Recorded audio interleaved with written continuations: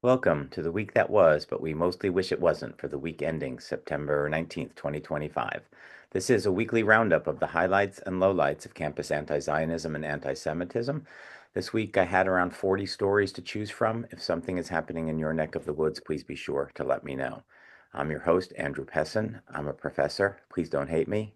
For more about me and my work, visit andrewpessin.com. And for all the details of today's stories and loads more stories, please follow me on X at Andrew Pessin. One important piece published this week. We'll begin with the ADL, Anti-Defamation League, along with the World Union of Jewish Students, did a survey. No shocker, the vast majority of Jewish students around the world resort to hiding their Jewishness and support for Israel on university campuses to avoid becoming targets of anti-Semitism. Nearly 80% of Jewish students have opted to conceal their religious affiliation over the past year, and 81% hid their support for Zionism. Okay, let's get to the news. We'll start with a little bit of good news. The University of Connecticut student government this week rejected putting BDS, Boycott, Divestment, Sanction referendum on the upcoming ballot. And at Colombia, an immigration judge has ordered anti-Israel activist Mahmoud Khalil, much in the news over the past number of months, deported to either Syria or Algeria for failing to disclose certain information on his green card application. Appeals are expected. At Princeton University, the Princeton University Police Department has stepped up their patrols of the town's Jewish center in the wake of a half dozen reported incidents of graffiti around town over the past few weeks, being investigated as bias intimidation incidents.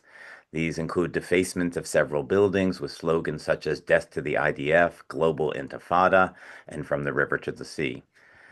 At the University of Maryland, anti-Israel students who passed a BDS resolution in student government last year are angry that the university didn't comply with it, so they're reintroducing another BDS resolution to student government this year, and a key procedural vote is scheduled for the 2 days of Rosh Hashanah coming up early next week.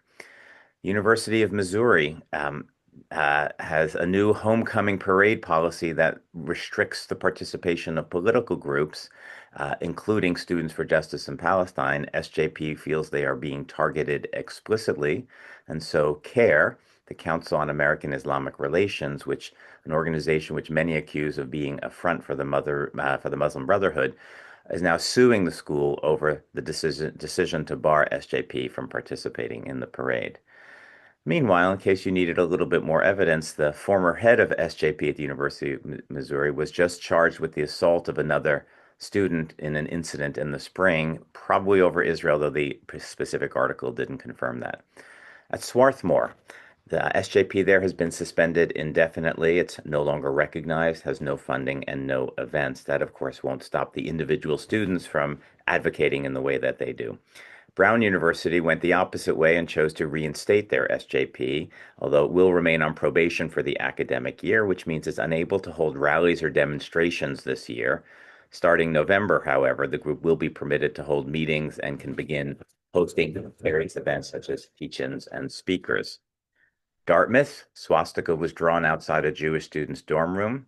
At MIT, the police are investigating several incidents of hateful messages on campus over the past week, many of them celebrating violence, and that included a hand-drawn swastikas on certain locations on campus. In Canada, McGill University, B'nai B'rith in Canada is sponsoring a class action anti-Semitism lawsuit there, soliciting students to join the lawsuit who have experienced anti-Semitism at McGill. And in the United Kingdom, Britain has banned Israelis from participating in the Royal College of Defense Studies, a prestigious military academy, next year. Meanwhile, they allow students from all the major human rights violating countries in the world, of course. In the Fighting Back department, the Academic Engagement Network, a terrific organization that supports faculty and standing up for Israel on various campuses, have been holding an anti-Semitism symposium in Washington, D.C. this past week for college administrators. The event was attended by administrators representing dozens of institutions, including Harvard, Barnard, and George Washington University, all three having been much in the news this past 2 years. Also, this week saw the launch of a new organization by coordinated by lawyer extraordinaire Mark Goldfeder. It's called the International Jewish Advocacy Center, an international federation of groups dedicated to defending Jewish communities, advocating for Israel, and fighting anti-Semitism on the global stage. Do check that out and offer some support. Speaking of legal matters, it's been a busy week in the legal arena. Fairleigh Dickinson University of New Jersey, a professor there, is suing that university for anti-Semitic discrimination, alleging that it allowed anti-Semitism to run rampant after October 7th. MIT Brandeis Center has submitted an amended complaint to the ongoing anti-Semitism lawsuit. They're introducing a new victim of anti-Semitism, an Jewish Israeli researcher. The details alleged are pretty horrific, including being tormented and shunned by other people working in this lab. The Israeli was a postdoctoral student. The supervising professor not only never intervened, but instead repeatedly vilified the Jewish Israeli in front of students for being Jewish and Israeli, then kicked him out of the lab, gave him menial tasks, and eventually terminated his contract.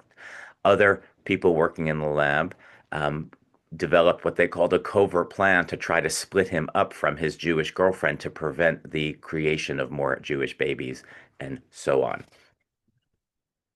Ohio State University, the American Civil Liberties Union of Ohio, is suing OSU after a student who posted what many might consider very vile comments on social media about Israel and Jews was removed from the school. The ACLU alleges that the student's First Amendment rights were violated. This person celebrated the murder of the two Israeli staffers in Washington, D.C., referring to them as war criminals, amongst other delightful social media comments.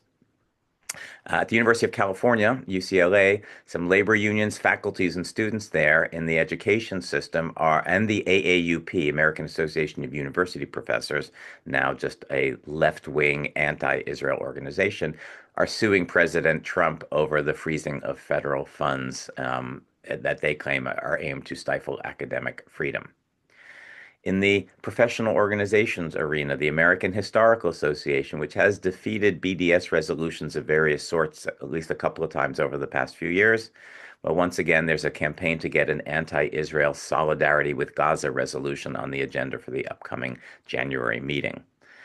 In the students openly endorsing violence department, George Washington University, the SJP there, is promoting an interview with convicted terrorist George Ibrahim Abdallah, who was leader of the Lebanese armed revolutionary factions and was convicted for, amongst other things, complicity in 1982 assassinations of an American military officer and an Israeli diplomat, involvement in a 1984 assassination attempt of a U.S. consul, possession of illegal weapons, explosives, and false passports, etc. In the interview, which GWU's SJP is promoting, Abdallah also praises Elias Rodriguez, the man who murdered the two embassy staffers earlier this year, and urged others in the West to mimic him in his actions. In Scotland, at the University of Glasgow, the anti-Israel group there proclaims that it is going to, quote, seize their demands, which include a number of anti-Israel measures, from the university, quote, by any means necessary, using the slogan which everyone understands to mean violence is okay. In the K through 12 arena, a little quieter this week than recent weeks, but nevertheless an important event. California State Legislature finally passed this controversial bill to fight anti-Semitism in K through 12. It was made controversial partly because the California Teachers Association fought the bill along the way and forced it to be amended and watered down. The final version of the bill, I haven't read it, but critics are saying it is significantly watered down from the original version. And finally, a bunch of naughty students this week in Europe. We'll focus on Europe. In France, students at the Pantheon-Sorbonne University created a group chat on Instagram that excluded Jewish students and excluded them for being Zionist based on their Jewish-sounding names. One wrote, if there are any Zionists in this group besides those I've already kicked out, leave now. We don't want you here. And this follows a similar episode last month when a student created a WhatsApp poll titled For or Against the Jews. I don't think we have to guess what the verdict was there. And a couple of troubling incidents in Italy at the University of Pisa. Dozens of anti-Israel activists stormed a lecture by a professor whom they branded a Zionist. He was quick to note that he's not Jewish, but he had criticized the university's recent decision to cut all ties with Israel. So that got him labeled a Zionist. A student tried to push back against them, was then assaulted. The professor stepped in. They beat him up too. He ended up in the hospital with various injuries. And again, not Jewish, he says, but merely against cutting ties with Israel. And at the Polytechnic University of Turin, an Israeli professor had been invited to teach a course there, and you can figure out how that went. Protesters disrupted the course, accused him of supporting Israeli apartheid. And then in response to that, the university rector suspended the professor simply because he apparently years before had served in the IDF. And remember, a few weeks ago at the University of Palermo, there was a professor there who urged all of his followers to unfriend the Jews, even the good ones. Finally, off campus this week, the big news was that a UN commissioned report found Israel guilty of genocide. No time to rebut that in detail other than to say the report was commissioned by the UN Human Rights Commission, which is grossly anti-Semitic and populated by major human rights violators around the world. The report was written by three individuals well known for their long track record of anti-Semitism and has been refuted quite thoroughly by Besa, the blogger Elder of Zion, UN Watch, and Honest Reporting. So go check all that out.